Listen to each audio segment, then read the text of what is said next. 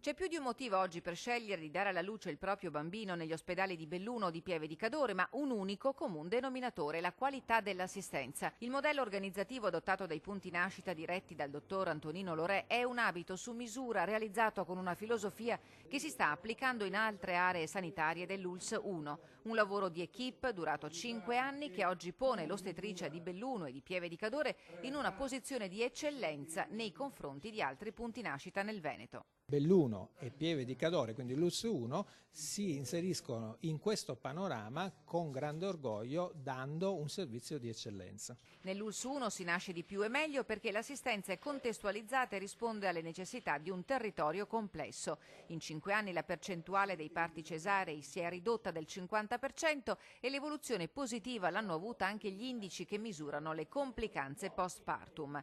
Dallo scorso anno c'è un protocollo operativo condiviso con altre unità che gravitano attorno al punto nascita, che permette di classificare i rischi della gravidanza e conseguentemente di monitorarne il percorso a seconda che il grado sia basso, medio o alto. Si nasce meglio e più consapevolmente.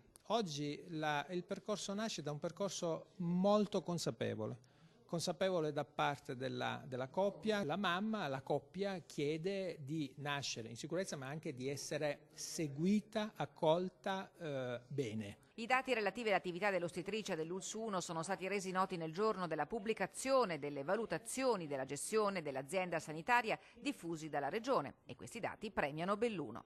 Anche in una realtà geograficamente difficile come Belluno riusciamo a dare dei risultati in termini di salute, in termini di garanzia dei livelli di assistenza al pari delle realtà di pianura.